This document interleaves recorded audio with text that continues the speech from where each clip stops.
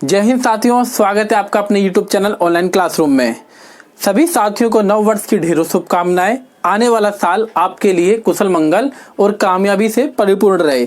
आज की इस वीडियो में हम 10वीं क्लास लोकतांत्रिक राजनीति भाग 2 यानी SST का पॉलिटिकल साइंस का हम अध्याय 1 सत्ता की साझेदारी आपके लिए लेके आए हैं। इस अध्याय का पहला पार्ट है। दूसरे पार्ट में ये पूरा अध्याय अच्छे से कवर हो जाएगा। इस अध्याय में हमें मुख्यतः जानना क्या है। देखिए, हमें पॉलिटिकल साइंस पढ़ना है। पॉलिटिकल साइंस यानी कि राजनीति। राजनीति क्या होता है? राजनीति में हम ये जानते हैं, ये समझते हैं कि सरकार किस प्रकार से कामकाज करती है और सरकार किस तरीके से नागरिकों के लिए, उनके कल्याण के लिए कामकाज करती है और नागरिक किस प्रकार से सरकार को चुनते हैं। यही हमें राजनीति में मुख्यतः जानना होता है। अध्याय का नाम है सत्ता की साझेदारी। सत्ता है क्या? देखो, सत्ता एक बहुत ही इजी चीज है। इसमें टेक्निकली भाषा में बोला गया है, सत्ता का मतलब होता है कुर्सी। जो मुख्यमंत्री, प्रधानमंत्री, राजनीतिक पार्टियां जो सरकार चला रही हैं, वो है सत्ता में साझेदारी। यानी कि सत्ता मतलब कुर्सी, यानी कि पावर, शक्ति। सत्ता का मतलब है कि शक्ति में हिस्सेदारी, पावर में हिस्सेदारी। तो इस अध्याय में हमें ये देखना है कि कई सारे देश हैं, जैसे कि भारत है, और भारत में अलग अलग भाषा, अलग अलग धर्म के लोग रहते हैं। तो वो किस प्रकार से एक साथ मिलजुल कर शक्ति को आपस में बांटते हैं, सरकार को आपस में बांटते हैं और अपना देश का संचालन करते हैं। कौन सी व्यवस्थाएं हैं? तो इस अध्याय में हमें 2 उदाहरण दिए गए हैं। एक दिया हुआ है बेल्जियम, यूरोप का एक देश है, छोटा सा देश, बेल्जियम का उदाहरण दिया गया है। दूसरा उदाहरण दिया गया है श्रीलंका। तो यहाँ पर दोनों को उदाहरण में ये समझाया गया है कि आखिर वहाँ के देश के निवासियों के बीच में काफी प्रकार की विभिन्नताएं थी। मतलब कि काफी प्रकार के अलग अलग चीजें थी, खासियत थी। अलग अलग भाषा के लोग थे वहाँ पे, अलग अलग धर्म को मानने वाले लोग थे। तो वहाँ पर शासन चलाने में काफ़ी परेशानियाँ हुई। उसके बाद संघर्ष भी हुआ। जो ज़्यादा शक्तिशाली लोग थे वो कम शक्तिशाली लोगों को दबा रहे थे। तो इससे काफ़ी प्रकार की समस्याएं आई। तो आखिर किस प्रकार से इन दोनों देशों ने इन समस्याओं को सुलझाया और सत्ता में, शक्ति में एक हिस्सेदारी, एक साझेदारी, भाई बंधुत्व की तरह फैसले लिए गए और आपस में आज शांति प्रिय तरीके से विकास कर रहे हैं।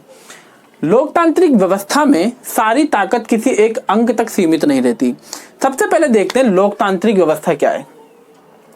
लोकतांत्रिक व्यवस्था एक ऐसी व्यवस्था है जिसमें लोगों के द्वारा, लोगों के लिए, लोगों का शासन होता है। जैसे कि भारत एक लोकतांत्रिक देश है।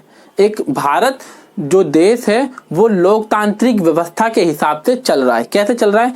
क्योंकि जो भारत के लोग हैं, किसको चुनते हैं? लोगों को चुनते हैं अपने बीच में से। किसके लिए चुनते हैं?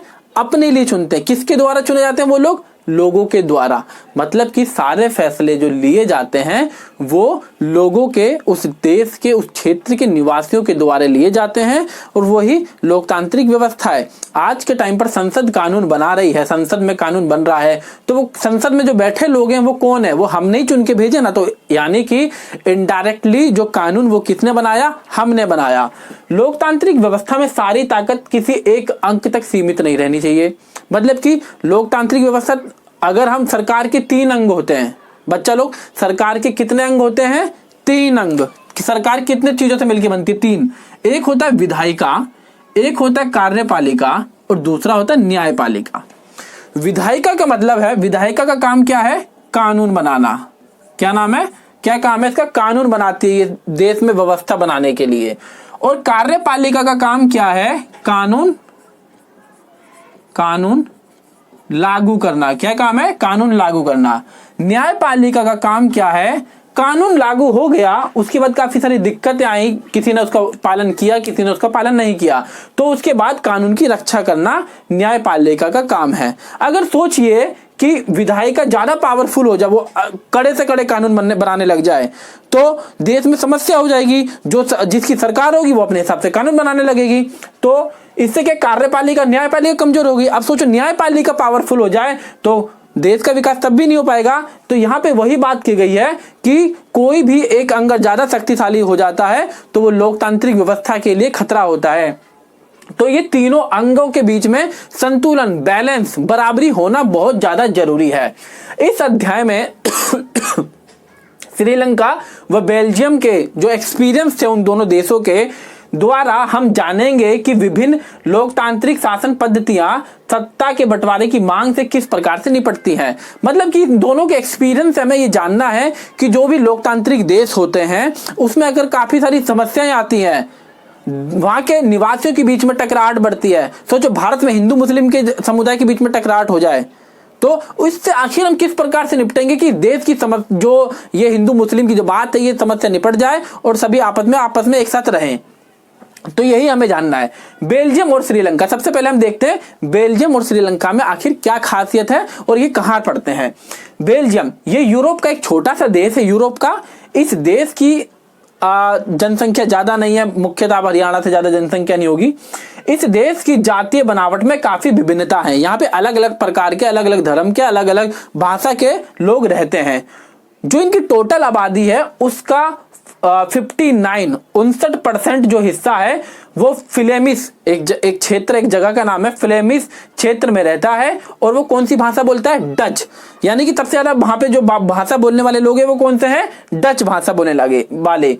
40% हिस्सा, जो 40% लोग हैं वो वेलोनिया क्षेत्र में रहते हैं। और कौन सी भाषा बोलते हैं बच्चा लोग? फ्रेंच भाषा बोलते हैं वो।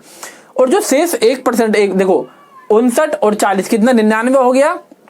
अब 1% जो जनसंख्या वो कौन सी भाषा बोलती है? वो जर्मनी भाषा बोलते हैं। अब जो अल्पसंख्यक, यहाँ पे देखो, यहाँ पे जो अपना फ्रेंच भाषा बोलने वाले लोग हैं 40% लोग जो हैं वो ज्यादा शक्तिशाली हैं, अमीर हैं, समृद्ध हैं। और डच लोगों की इस व्यवस्था से नाराजगी थी, आखिर ये शक्तिशाली क्यों है हम, जबकि हमारी जनसंख्या ज्यादा है। तो इसके चलते 1950 और 1960 के बीच में, 1950 और 1960 के बीच में दोनों समुदायों में तनाव बढ़ा। आखिर उस समस्या को किस प्रकार से सुलझाया गया वो हम आगे आने वाले टॉपिक में देखेंगे। यहाँ पे दूसरा है श्रीलंका को देखते हैं, वहां पे आखिर दिक्कत क्या है। ये एक द्वीपीय देश है श्रीलंका, भारत के दक्षिण में हिंद महासागर में। श्रीलंका को जानते हो, रामायण अगर आपने देखी है तो, अगर नहीं जानते तो आपका भगवान मालिक है, ठीक है। श्रीलंका ये एक द्वीपीय देश है। श्रीलंका में सबसे प्रमुख सामाजिक समूह, मतलब कि श्रीलंका में जो वहां पे जो मुख्यतः जो सामाजिक समूह है, दो सामाजिक समूह है। एक है सिंघली, ठीक है, जो सबसे ज्यादा, एक नंबर क्वेश्चन पूछ सकता है कि सबसे ज्यादा शक्तिशाली समूह वहां पे कौन सा, सबसे ज्यादा बहुसंख्या में, सबसे ज्यादा संख्या में कौन सा सामाजिक समूह है? तो वो सिंघली। कितने % जनसंख्या है उनकी? 74%। दूसरा शक्तिशाली अल्पसंख्यक समूह कौन सा? तमिलों का, तमिल भाषा बोलने वाले लोगों का, जो बीते काल में औपनिवेशिक टाइम पर, अंग्रेजों के टाइम पर वो श्रीलंका में आ गए थे और वहां पे निवास कर गए थे, ठीक है। श्रीलंका में बौद्ध, ईसाई, हिंदू, मुसलमान इत्यादि धर्म को मानने वाले लोग हैं। अब समस्या आखिर क्या हुई? समस्या देखो, यहाँ पे तो सारा ठीक चल रहा है कि समस्या हम देख लेते हैं, आपको पता ही चल गया होगा समस्या यहाँ पे क्या है। फिर भी हम शॉर्टकट में देखते हैं। बेल्जियम में डच भाषा बहुसंख्यक लोग फ्रेंच भाषी और जर्मन भाषी लोगों पर अपनी इच्छाएं थोप सकते थे। देखो यहाँ पर जो बेल्जियम में जो सबसे ज्यादा भाषा बोलने वाले कौन से थे? डच भाषा बोलने वाले। और वहां पे और फ्रेंच भाषा बोलने वाले कम थे, वहां पे फ्रेंच भाषा बोलने वाले कम थे। अब डच बोलने वालों की संख्या ज्यादा थी। अब वो उनकी संख्या ज्यादा थी तो कई हो सकता था कि डच भाषा वाले, फ्रेंच भाषा वाले जो ज्यादा अमीर थे, ज्यादा समृद्ध थे, उन पर एक इकट्ठा होकर और उनके खिलाफ कोई आंदोलन चला देते और अपनी जो भी इच्छाएं थी उन पर थोप देते, ठीक है। ये समस्याएं थी। श्रीलंका में सिंघली आबादी का बहुमत और ज्यादा था और वे लोग देश में अपनी मर्जी चलाते थे। श्रीलंका की समस्या क्या थी? वहां पे सिंघली समुदाय थे, वो ज्यादा पावरफुल थे और वहां पर वो अपनी मर्जी चला रहे थे। आखिर उनकी समस्या का समाधान कैसे हुआ देखते। सबसे पहले हम देखेंगे श्रीलंका का, कल की वीडियो में हम देखेंगे, अगली वीडियो में अपना बेल्जियम ने किस प्रकार से समस्या का समाधान किया। श्रीलंका को देखते हैं। 1948 में श्रीलंका स्वतंत्र देश बना, आजाद हुआ। 1948 में भारत के 1 साल बाद आजाद हुआ। सिंघली समुदाय के नेताओं ने अपनी बहुसंख्या के बल पर शासन पर प्रभुत्व जमाना चाहा, इसलिए निर्वाचित सरकार ने सिंघली समुदाय को अत्यधिक मजबूत करने के लिए कई कदम उठाए। देखिए वहां पे सबसे ज्यादा जो पावरफुल जो लोग थे, जिनकी सबसे ज्यादा जनसंख्या थी, वो था सिंघली समुदाय। और इन्होंने अपने, देखो लोकतंत्र में कौन जीतता है? जिनकी संख्या ज्यादा होती है। देखो अगर इलेक्शन हो रहा है, इलेक्शन में कोई कैंडिडेट खड़ा हो रहा है तो ज्यादातर कौन जीतेगा? जिसके समर्थन में ज्यादा वोट होगा, और जिसके खिलाफ ज्यादा वोट होगा वो तो हार गया।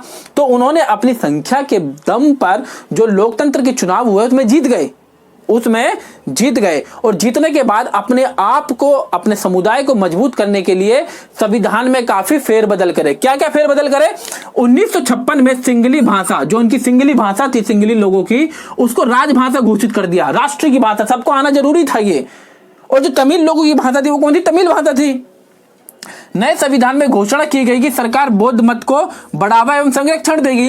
वहां पे बौद्ध धर्म के ज्यादातर लोग थे सिंघली समुदाय में, और संविधान में बोला गया कि सरकार बौद्ध धर्म को ज्यादा संरक्षण देगी और बौद्ध धर्म की ज्यादा रक्षा करेगी, उसे बढ़ावा देने के लिए काफी सारे काम करेगी। ठीक है, इससे क्या हो गया? जो हिंदू धर्म, मुस्लिम धर्म, ईसाई धर्म के लोग थे वो रूठ गए। तमिलों ने जो ऊपर जो व्यवस्था इन्होंने फेरबदल किए, इसके खिलाफ नाराजगी जताई और संघर्ष इनके बीच में शुरू हो गया। तमिलों ने अपनी राजनीतिक पार्टियां बनाई और समानता की मांग करी, और इन्होंने मांग करने लगे कि अब हमें अलग राज्य दो, हमें एक अलग राज्य दे दो या हमें एक अलग देश दे दो। ठीक है, 1980 के दशक में उत्तर पूर्वी, अगर श्रीलंका का ये आप हिस्सा देखोगे तो इस वाले हिस्से में, उत्तर पूर्वी हिस्से में स्वतंत्र तमिल ईलम, मतलब कि स्वतंत्र तमिल ईलम सरकार बनाने की मांग को लेकर राजनीतिक संगठन बनाया गया कि हम अपना एक तमिल ईलम नाम से एक अलग राज्य बनाएंगे।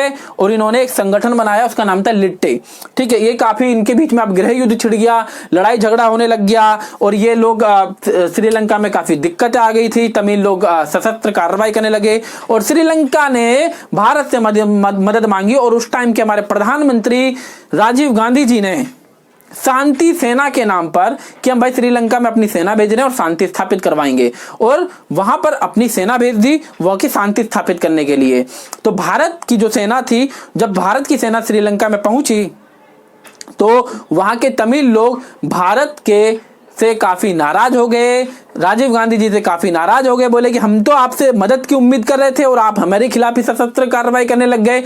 उसी के खिलाफ, उसी के जो कदम राजीव गांधी जी ने उठाया था, इसी के चलते तमिल ईलम यानी लिट्टे के लोगों ने चुनाव के दौरान राजीव गांधी जी की हत्या कर दी। तो ये एक बहुत बड़ा सदमा था। दोनों समुदाय के बीच टकराव गृह युद्ध में बदल गया। लिट्टे प्रमुख आखिरकार 2009 के आसपास लिट्टे का जो प्रमुख था, जो हेड था इनका, प्रभाकरण, उसे मार दिया गया और पूरे देश में व्यवस्था स्थापित हो गई। अभी फिलहाल ये देश काफी अच्छा है, मानव विकास में काफी तरक्की हासिल कर रहा है और काफी आगे बढ़ रहा है। तो आज की इस वीडियो के लिए इतना ही दोस्तों। अगर इस वीडियो में कोई भी आपको डाउट है, वीडियो कमेंट में जाइए, हमें बताइए। डिस्क्रिप्शन में आपको हमारे इंस्टाग्राम चैनल का लिंक मिलेगा, वहां जाके कोई समस्या आती है तो आप हमें बताइए, मैसेज करिए, डायरेक्ट मैसेज करिए, दोस्तों के साथ ज्यादा से ज्यादा शेयर करिए। आने वाला नया साल है, नए साल में आपको खूब कामयाबी मिले, बस मेरी यही इच्छा है। हमारी पूरी टीम की तरफ से आपको नव वर्ष की ढेरों शुभकामनाएं। आज के लिए इतना ही। जय हिंद, जय भारत।